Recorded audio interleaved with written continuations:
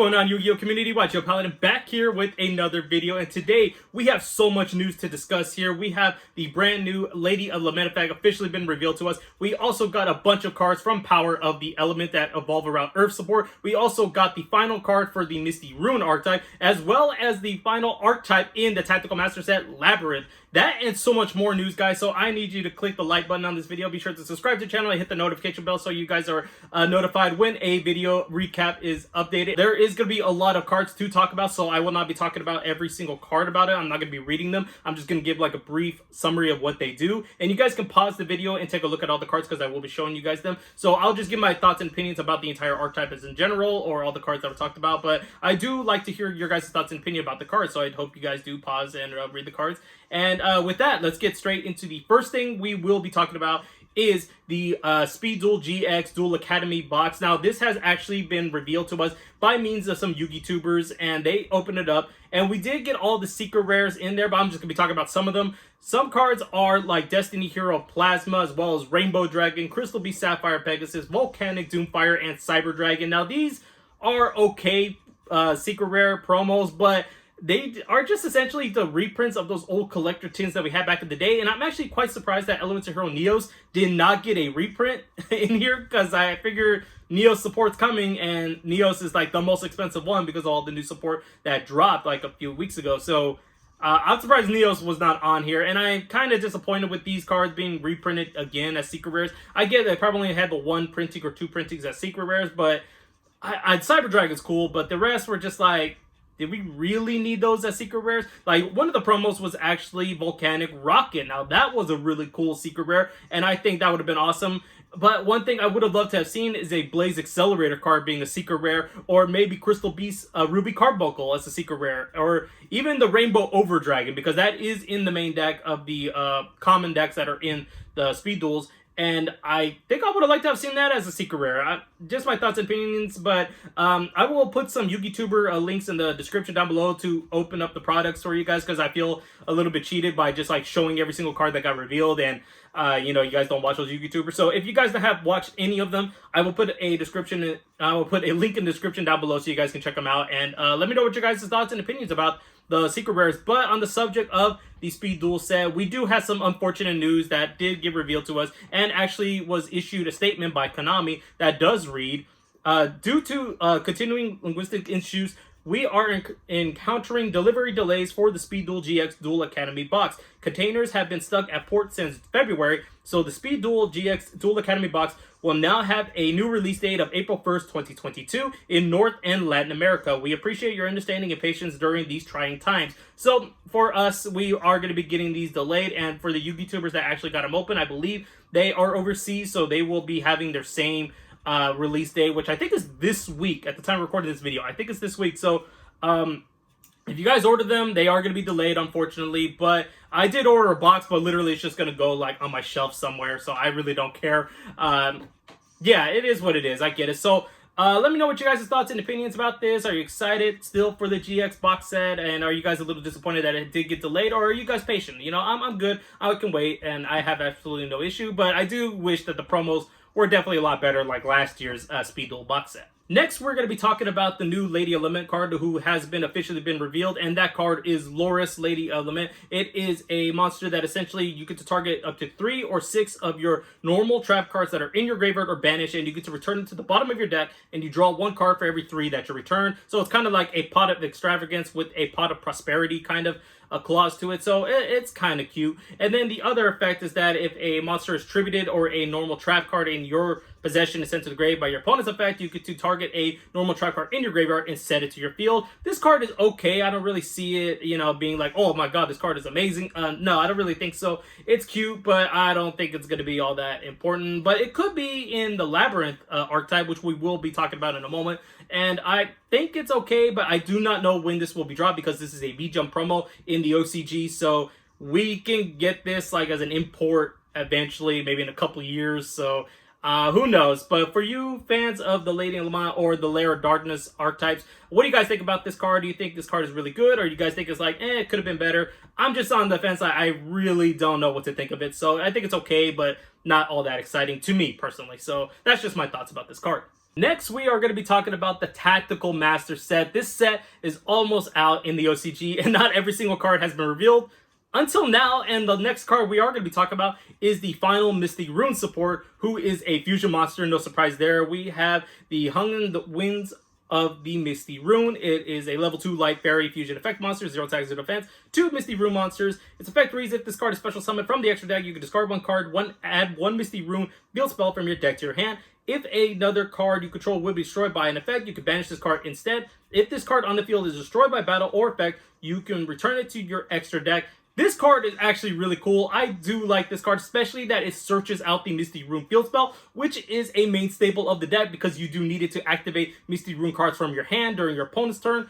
So yeah, this card is extremely viable, and I think it's actually really interesting that they tease another Misty Rune field spell because it doesn't actually state the name of the field spell, it just says field spell. So they could be hinting at another one coming out in a future set, whether it's Power of the Elements or the set after that. Who knows? But I think it's really cool, and I do like this card. So it definitely could be a 3-up, but since it does have that recycling effect as a third effect, you might even just like run 2 and just keep like recycling into your extra deck. And then, yeah, I think this card is really great. What do you Misty Rune fans think about this card? And do you guys think that this card will help improve the deck be like, I don't want to say like tier 1 or anything like that, but who knows? Maybe it could be tier 1 if mixed splashed with another deck, but it definitely gives a more consistency boost to get to your field spell a lot quicker. While on the subject with the Tactical Master set, we finally got our last archetype, which is the Labyrinth Archetype here. Now this, I'm not going to lie, I thought was going to be mainly trap cards and like maybe one main deck monster, kind of like the Eldritch Archetype.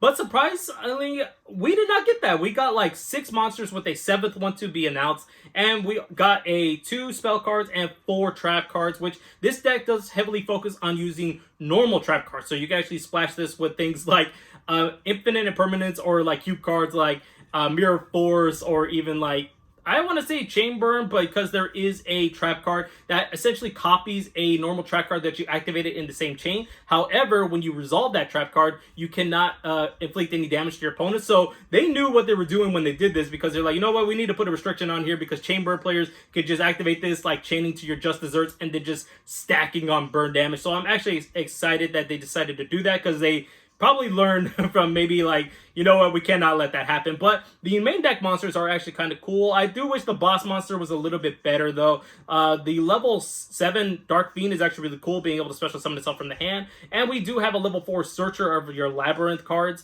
which is actually really cool. And you have your level 3 or lower ones that you could discard it and another card from your hand to set a Labyrinth spell or trap from your deck. That's actually really cool. And each of them also have like a graveyard effect. Like one can add to your hand and the other one lets you special summon the card from your graveyard, and one of them even lets you discard it and a Labyrinth card, or I'm sorry, discard just that card. And while you control a Labyrinth monster, you can activate one of your normal trap cards the turn it will set. That's really cool. And it also has a graveyard. If a card is sent to your graveyard to activate a Labyrinth effect, you can, or a normal trap card while this card's in the graveyard, you can special summon it from the graveyard or return it to your hand. Really neat. The field spell was not exactly what I thought it would be, but I think it's kind of cool. And for the trap cards, for the most part, they're pretty interesting, but I do think they could have been a little bit better, but I understand they probably don't want to make it like Eldritch where, you know, it's going to be like one of those annoying decks that just have like such really good field card effects and then also have like a graveyard effect. Though this deck is splashable with normal trap cards, and there is so many things you could splash this with. Like I kind of listed with like Infinite Impermanence, you could definitely do that, and you could do Trap Trick to banish a card, to set a card, and there's even spells that just recycle those banished Labyrinth cards to your main deck, and it's cool. I do like it. This archetype seems very interesting, and I am very certain that we are going to be getting more support in the future. And speaking of more cards, we are missing one card right now at the time of recording this video. We are missing one more card, so it is going to be a main deck monster. It could be a level 5 or 6 because they all seem to be going from levels 1 through 7. So it could be a level 5 or 6. I don't know. But this archetype does seem really cool. I do like it. I am very intrigued by it. And who knows, maybe this could be almost as good as Eldritch. I'm not entirely sure. That might be a little bit far-fetched there, but I am excited to see this deck work in action. And what do you guys think about this deck? Do you think we'll be seeing a lot of this when it does drop into the TCG, maybe even OCG first? But I never really associate OCG with the TCG just because of how different the formats are. So it really depends on what you guys think, the TCG players. But I would definitely still keep an eye on OCG playlists, play decks, and deck lists. Jesus. And, let me know what you guys think about this archetype, and will you be picking it up when it does drop? And I will keep you guys updated when the last monster does get revealed, mostly on my Instagram account. So be on the lookout for that. Getting into some Power of the Elements cards, we have so many card reveals that happened throughout the week, starting with some cards from Grand Creator Support, except Adventurer tokens didn't get any, but we did get new Exosister cards as well as Punk cards. Now, the Exosister cards are actually kind of interesting. One of them is basically a one-card Xyz monster combo. If you control no monsters or you have an Xyz monster on the field, you can special summon it, and you special summon Exosister Ellis from your deck.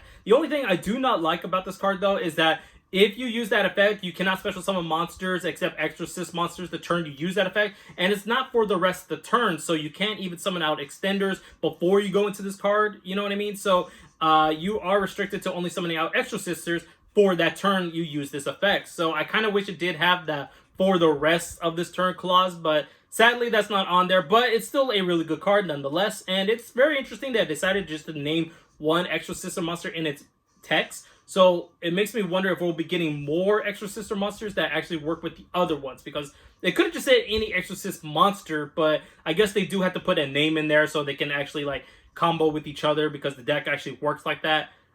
That makes a lot more sense though, but I do think we will be getting more support that work with the other Exosister monsters. And the trap card is actually not that bad either. It's really cool. Now, at the time of recording this video, the template that I do have on display here does have a very different wording now. So the official wording has been updated, and I just did not really want to change the template here. So here is the official wording of this card. We have Exosisters Latina. It is a normal trap card. You can only activate a card with this card's name once per turn. If all monsters you control are Exorcist monsters minimum 1, you can pay 800 life points that target one card your opponent controls or in their graveyard. Banish that card, then you can apply one of these effects. Immediately after this effect resolves, Xyz summon one Exosister Xyz monster using monsters you control. If you Xyz summoned previously this turn, banish one card your opponent controls. So this card is still really good. I do like it. It's really interesting, and it makes the Exosisters a little bit more consistent, playable. Like I said, that one card is a one card Xyz, so it's actually really good. I do like it, and it makes me want to pick up this archetype because I feel like we're going to get even more support down the line that's going to make this deck even better. Who knows, but I am interested to know what you Exosister players do think about this card, and do you guys wish that the restriction was a little bit, not as harsh as being able to only summon Exosisters the turn you use that effect? I do think it could have been a lot better if it was only for the rest of the turn, but I understand they probably don't want you to XC spam like throughout your entire turn and like set up like negation boards with them, because there are negation boards you can set up with that. So I kind of respect the Konami for that decision that they made about this card. Next up, I'm going to be talking briefly about the Punk cards here. I'm not too familiar with these, so I'm going to show you guys these images here. But we did get a new level 8 Synchro Monster, which I think couples off with the one that's coming out in Dimension Force, because I think that is a level 5. So you guys will have a 5 and the level 3 tuners to go into this card a little bit easier. And it seems kind of cool, but again, I'm not very familiar with the Punk archetype. And we also did get a field spell with this, and this actually is kind of generic with the second effect. If either player plays life points to activate a psychic monster you control, you get to draw the card. And with psychics being notorious for paying life points to activate their effects, this card is actually just very generic for psychic decks, and I think that's actually really cool. But let me know what you Punk players think about this card. Do you think this helped the archetype? These two cards, do you think they help the archetype to build like a I don't want to say a pure deck, because I still think that they need to be comboed with some stuff.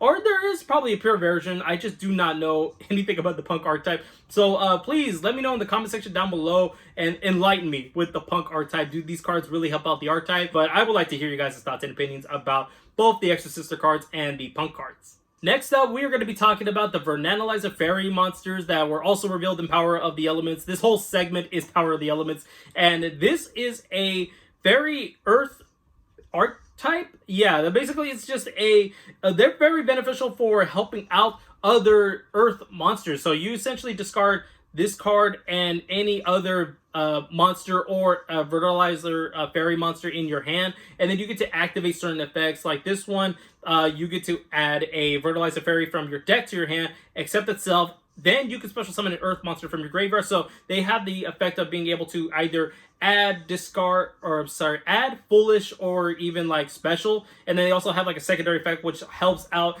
generic Earth monsters, but each of them only have that restriction where you can only activate Earth monsters for the rest of the turn. So it is a very Earth-centric archetype. And then like this one, you can discard a card and one other card, and you cannot activate anything except Earth monsters. Also send from your deck to the graveyard one Earth monster that can be normal summon or set. Then you could special summon an Earth monster with a different name from your graveyard. And each of them also have a secondary effect, but honestly, they're just not that good, in my opinion. The first hand effect are where it's at, honestly, for me. And these cards, they're interesting. They are definitely Earth-centric, so Power of the Elements kind of makes me think we'll be getting a lot more archetypes in here that are attribute-based. And these cards are okay. There's probably some hidden potential with Earth decks, because there are definitely a lot of Earth decks out there that can benefit with things like this, like maybe Zodiac, Warrocks, or something better. I don't know, but let me know what you guys think about what archetypes can be helped with this little archetype. This could be like some kind of engine maybe for Earth cards, but I'm not entirely sure. It's cute, but I'm not really that knowledgeable. Like, what could these cards be mixed with? What could they help out the most? I really do not know, but I would like to get you guys' thoughts and opinions about the Fertilizer Fairy monsters, and do you guys think you'll be splashing this into your decks? I want to know what decks you're going to be splashing this into. But yeah, that's just the segment here of the Fertilizer Fairies, and we might get some more support in the next set. And finally, onto our last segment of the video, we got the official pack cover reveal of the upcoming Legendary Duelist, which will be the Duelist pack. I think 9 or 10 in the OCG. I kind of lost count of them. But I am extremely excited, mostly because I was going to make a video about this and do my top 5 characters in there. And this person was going to be number 1, but I did not expect him to be the cover art. And that person is Leo from Yu-Gi-Oh! 5Ds with a brand new power tool, a Livestream Dragon boss monster. And I think this pack looks extremely incredible here. But Konami, if you make another Duel Monsters character as the cover card of this, I swear I'm going to lose like all respect for you, because this pack looks amazing. And I am very excited for Morphtronic support. For like 4 cards I kind of like to see is a spell Morphtronic Searcher. That would be really cool. A field spell or a monster Morphtronic whose attack position effect allows you to do an additional normal summon of a Morphtronic monster. That would be pretty neat as well. Then 3, I'm pretty sure a lot of people would agree, is Morphtronics finally have their own synchro monster. I mean, come on, he needs his own, and I kind of expect that, but that never happened. And then 4 is more than likely already confirmed because of the card art, is a brand new power tool, a boss monster mixed with Morphtronics. Now, this does have the look of the Livestream Dragon, but it does also have some kind of mechanical gears to it, so it could be a Morphtronic monster as well. Something I was going to go with was like Power Tool Morphtronic Dragon, but I don't care. As long as we get like a mix of like a Power Tool Livestream with Morphtronics, I am completely fine with that. Maybe it could do some type of negation by banishing an equipped spell card from your graveyard or something, because that it has to do with equipped spell cards, because that's what Power Tool did. And I think it'd be kind of cool, right? I mean, who knows? But until we finally get some reveals about that, let's talk about the first cards that did get revealed for this set. And it's some characters I did not expect whatsoever. And I do say some because these are sisters. That is the Tyler sisters. They were introduced in Yu-Gi-Oh! Arc 5 during the, was it the Fusion era? No, I think it was the XC's era that they went into, the Heartland era.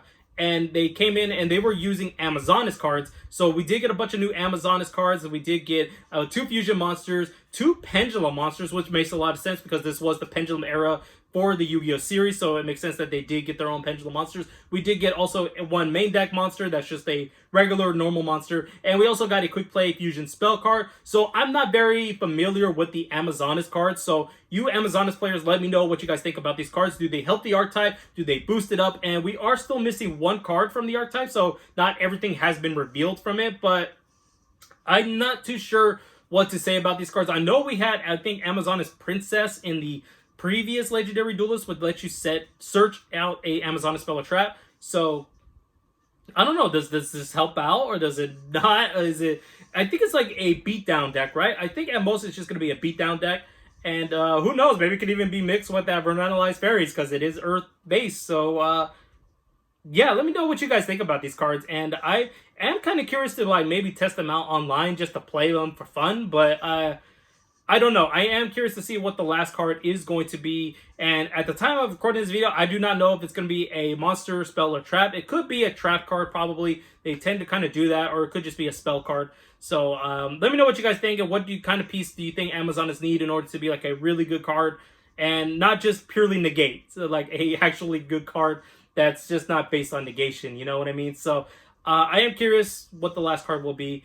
But I am just more curious to see who the third duelist is going to be, because we have Leo and now we have the Tyler sisters. Who is that third character going to be for the Earth set? I want to hear your guys' thoughts and opinions about this, and what are your guys' theories. I don't think it's going to be Gem Knights anymore, but who knows? Konami could do that as well. So that's going to wrap up the video, guys. I really do appreciate you taking this time out of your day to watch this video. I really do appreciate it. And again, I am so sorry that this video took a long time to make. I was trying to do it for a long time, and it just was not adding up. I was even just thinking about doing a voiceover video, but I really did not want to do that. I just wanted to do this, sit down, go on my computer, talk to you guys, and you guys can see my face. And, you know, that's what I wanted to do. So thank you guys so much for watching this video. I do appreciate it. Please hit the like button if you enjoyed the content, and be sure to subscribe to the channel and hit the notification bell so you guys are informed when the next recap video goes up. I'll probably have a recap video later this week, because there were some more cards that I did not talk about and some more news that did drop. Once again, I did not talk about because this video was already going to be too long, and I'm making it even longer than it needs to be. So thank you guys again, and I'll see you all in the next video.